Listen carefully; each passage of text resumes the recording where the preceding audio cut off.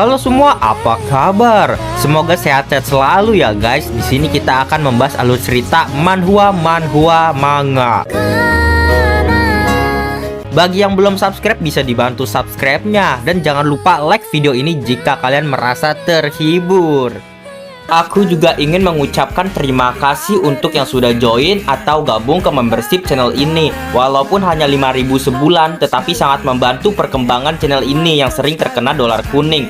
Dan jika ada yang mau mengapresiasi lebih ke channel ini, kalian bisa sawer. Link sawernya ada di deskripsi. Terima kasih banyak. Kali ini kita akan melanjutkan komik yang berjudul Berinkarnasi di Hari yang Sama selama 100.000 tahun. Oh iya, aku juga sudah membuatkan playlist untuk komik ini. Jadi jika kamu belum menonton part sebelumnya atau kamu mencari lanjutan dari part ini, kamu bisa cek playlist di deskripsi. Terima kasih.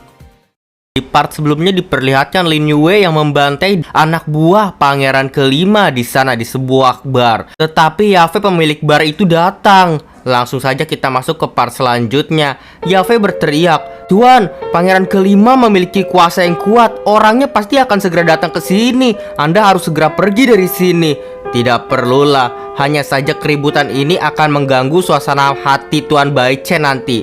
Bolehkah meminta Tuan Baichen untuk memainkan satu musik lagi?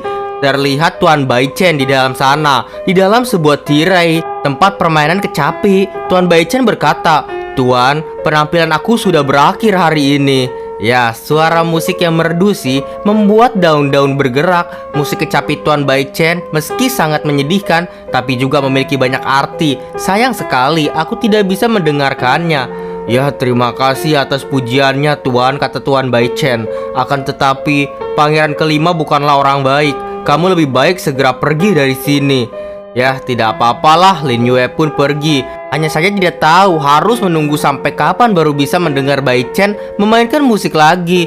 "Ya, kalau kau bisa lolos dari malapetaka ini, 3 hari kemudian aku akan memainkan musik kedua," kata Tuan Baichen. "Baiklah, nanti aku juga akan memainkan satu musik untukmu ya." Lalu kita diperlihatkan Yafei di sana.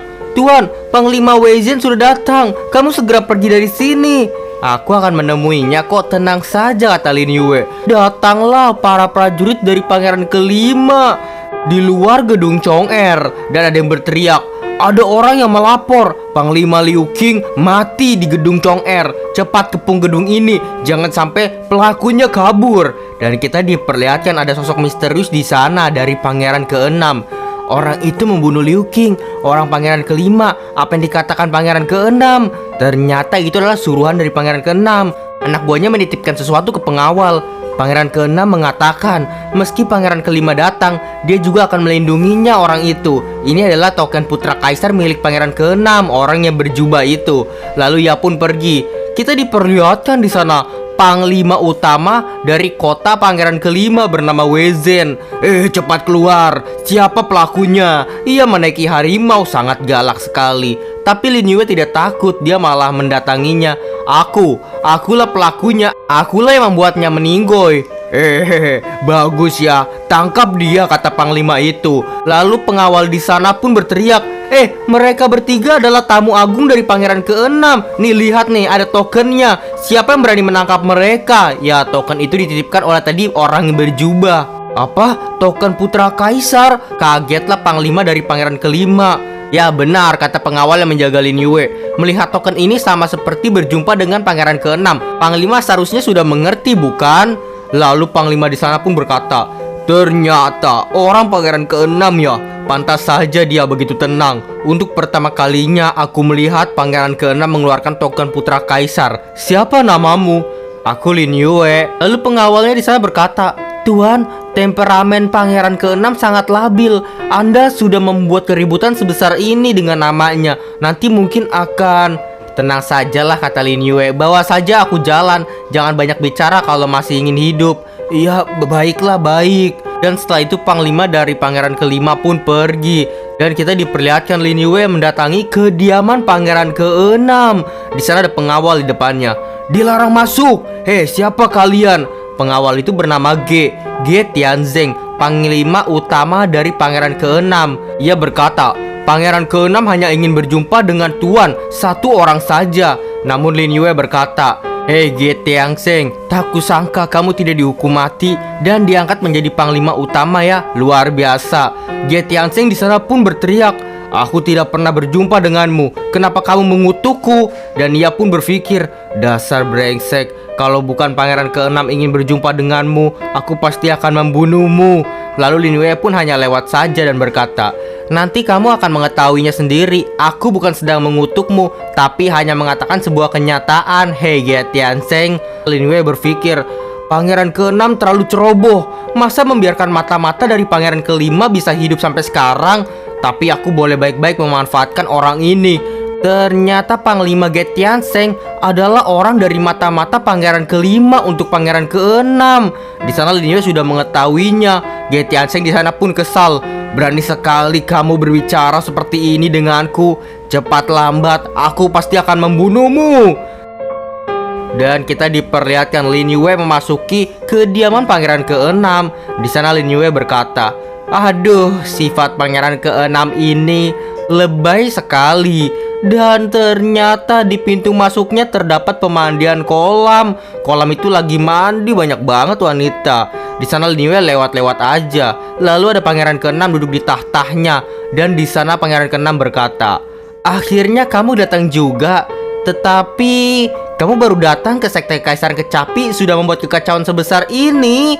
Kita diperlihatkan pangeran ke-6 sekte Kaisaran Kecapi. Lalu ia berkata lagi, apa kamu merasa bersalah dengan hal ini? Lin Yue menjawab, kalau tidak membuat sedikit kekacauan, aku mana tahu apakah pangeran ke-6 benar-benar membutuhkanku atau tidak. Lagi pula konflik di antara kalian juga berlangsung cukup lama, betul kan? Pangeran ke-6 di sana pun marah. Aku hanya tidak tahu apakah kamu memang pantas hingga aku menggunakan token putra kaisarku atau tidak. Dan mengeluarkan naga airnya di sana ingin melukai Lin Yue. Namun Lin Yue hanya terdiam di depannya. Lin Yue hanya diam saja dan otomatis membuat perisai batin untuk menahan serangannya. Sekuat itu Lin Yue. Lin Yue berkata dalam hati, kenapa dia masih begitu berhati-hati sih? Apakah takut aku yang palsu? Memang sih aku palsu. Dan terlihat serangan dari naga air itu tidak bisa melukai Lin Yue. Padahal Lin Yue hanya berdiam diri saja. Pangeran ke-6 berpikir, kekuatan batin yang kuat sekali. Ya bagus, apakah aku harus memanggil nama aslimu? Kata pangeran ke-6. Pangeran ke-6 juga berpikir, dia memang orang sekte kekaisaran batin rupanya. Tapi apakah kamu orang yang aku cari ya? Dan rupanya selama ini Lin Yue menyamar menjadi orang dari kekaisaran batin. Dia berlagak seolah-olah dialah yang dicari oleh pangeran ke-6. Sampai Lin Yue bisa dipanggil oleh pangeran ke-6. Dan pangeran ke-6 menganggapnya orang dari kekaisaran batin yang ia cari dong. Lalu Lin Yue berkata, tidak, aku tidak ingin orang lain mengetahui nama asliku. Nama asliku Nian Kong. Kamu panggil nama samaranku saja ya. Nama samaranku Lin Yue. Baiklah Lin Yue, kata pangeran ke-6. Pangeran ke-6 juga berpikir, Nian Kong ya namanya. Namanya sih benar waktu di surat itu. Lalu pangeran ke-6 berkata, aku sudah menunggumu 1 tahun lebih. Kamu tidak pernah muncul. Sekarang muncul di saat seperti ini. Apakah kamu bisa menyelesaikan masalah yang aku ungkit dalam surat itu? Tentu saja bisa. Aku bisa menyelamatkan luka ketua kaisar. Lalu aku juga bisa membantumu menyelesaikan satu hal lainnya. Hal apa? Coba katakan. Pangeran ke-6 pun juga tidak ragu-ragu lagi. Dia berpikir, ya sepertinya orang ini. Dia yang telah membaca surat aku tuliskan itu. Iya, ini orangnya tidak salah lagi. Lin Yue berkata, aku boleh membawa anggota mewakili pangeran ke-6 pergi ke alam bunga suci langit, membantumu menekan pangeran lain dan memenangkan kepercayaan ketua kaisar. Lagi pula tujuan kamu mengobati ketua kaisar juga dia mempercayaimu dan memilihmu nantinya sebagai ketua kaisar selanjutnya, betul kan? Lalu pangeran ke-6 mendatangi Lin Yue di sana. Ia berkata, tak kusangka kamu mengetahui alam bunga suci langit. Kamu akan membantuku. Bagaimana bisa? Ya aku bisa membantumu membunuh semua orang dari pangeran lain di alam bunga suci langit. Kamu sadis sekali sih. Ya, kalau ingin melakukan hal besar, pasti akan ada pengorbanan. Aku seharusnya tidak perlu banyak menjelaskannya lagi. Pengorbanan? Apa itu? Di dalam surat balasanmu, kamu tidak mengatakan imbalan yang kamu mau. Coba katakan apa imbalan yang kamu inginkan. Lin Yue menjawab, sekarang masih belum waktunya mengungkit benda yang kuinginkan. Ketika waktunya tiba, aku akan mengatakannya. Yah, baiklah. mulai kapan kamu akan mengobati ketua kaisar? Pangeran ke-6 berpikir, hal terpenting sekarang adalah mengobati luka ketua kaisar ayahku. Kalau dia berani meminta hal-hal yang keterlaluan, aku pasti akan menolaknya. Lin Yue menjawab, setelah audisi alam bunga suci langit berakhir, karena benda yang bisa mengobati ketua kaisar ada di dalam sana, pangeran tidak perlu panik. Luka ketua kaisar tidak mungkin bisa diobati dengan mudah. Pangeran lain juga tidak akan bisa mengobati luka ini kok. Lalu di sana pangeran ke-6 pun memunculkan kecapi. Ya sudah, baiklah, aku akan menunggumu. Zhang Dao berkata, mengatakan kamu memerlukan sebuah kecapi ya? Nih, ambillah. Lin Yue pun di sana mengambil kecapi dari pangeran ke-6. Bagus, pangeran boleh mendengarkan musik capi hasil rombakanku ini. Lin Yue memainkan kecapi di sana. Apakah ada perbedaan dengan sebelumnya? Kecapi itu dimainkan dan semua orang tercengang. Bahkan pangeran ke-6 di sana berpikir, tak kusangka musik kecapi ini bisa menggerakkan kekuatan Reiki. Dan terlihat ada seorang wanita di sana. Orang wanita itu pun mendengarkannya juga, tetapi terlihat aneh sekali. Dan setelah setengah jam kemudian Lin Yue memainkannya, Lin Yue berkata, aku tidak perlu memainkan bagian belakang ya. Aku hanya melakukan perombakan di bagian depan saja. Setelah itu pangeran ke-6 berkata kepada yang lainnya, kalian semua boleh keluar ya sekarang. Ya baik pangeran. Lalu pangeran ke-6 mendekati Lin Yue. Tak kusangka orang dari sekte kekaisaran batin juga mahir dalam teknik kecapi ya. Kalau memberikan musik kecapi ini pada ketua kaisar, dia pasti akan bahagia. Apakah kamu ingin memberikan lirik ini padaku? Ya tentu saja, jawab Lin Yue. Ini adalah hadiah yang aku siapkan untuk pangeran kok. Lin Yue menuliskan lirik kecapi di sana. Dan akhirnya selesai. Diberikannya lah kepada pangeran ke-6. Baik, kamu istirahat dulu ya, kata pangeran ke-6. Aku akan memberikan lirik musik kecapi ini kepada ketua kaisar. Bukannya ketua kaisar sedang melakukan pelatihan tertutup? Iya, tapi aku akan memainkan kecapi ini di luar. Ketua sekte pasti akan mendengarkannya. Ya, selamat deh pangeran. Kalau begitu aku pamit dulu ya. Tapi di sana Lin Yue pun menyeringai dan berpikir, pergilah kau. Nanti kamu akan sadari sendiri. Ternyata semua ini berbeda dengan perkiraanmu. Lalu kita diperhatikan Lin Yue yang keluar dari sana. Hai semuanya. Apa pangeran ke-6 ada menyusahkanmu, kata Mei. Kenapa sih semua orang berkata aku disusahkan terus? Padahal aku orang baik loh. Orang baik dari mana? Kenapa tadi masih membunuh orang, kata Mei. Jangan panik lah, perbincangan kami berlangsung dengan damai. Aku juga memberikan hadiah kepadanya. Tidak lebih tepatnya kepada pangeran ke-5. Mei pun kaget. Hah? Apa maksudnya? Kamu memberikannya kepada pangeran ke-6 tapi kepada pangeran ke-5. Maksudmu bagaimana? Ya, ada mata-mata pangeran ke-5 di sisi pangeran ke-6. Jadi, aku memainkan musik kecapi ini tentu saja akan terdengar oleh orang pangeran ke-5 mata-mata itu. Dan nantinya Mei pun berkata lagi, kenapa kamu tidak memainkannya secara pribadi kepada pangeran ke-6 saja?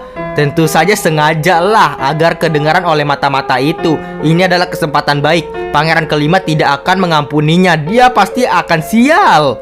Lalu Lin Yue pun pergi dari sana. Tapi Mei berkata, apakah kamu sebelum pergi ke gedung Chong'er sudah merencanakan semua ini? Kamu ingin menimbulkan konflik di antara pangeran ya? Ya, tunggu sajalah untuk menonton pertunjukan menarik ini sebentar lagi. Ya, mereka sudah bersaing selama belasan tahun, tapi tetap tidak ada hasilnya. Aku sudah tidak ada waktu lagi untuk menunggu. Maka dari itu kita percepat saja. Dan itulah untuk part kali ini. Sepertinya ada hal menarik di kemudian hari. Terima kasih teman-teman telah menonton dari part 1 hingga sekarang. Kita lanjut di next part. Dadah semuanya, bye-bye. Terima kasih bagi kalian yang telah menonton video ini dan juga terus mensupport channel ini. Terima kasih banyak. Bye-bye semuanya.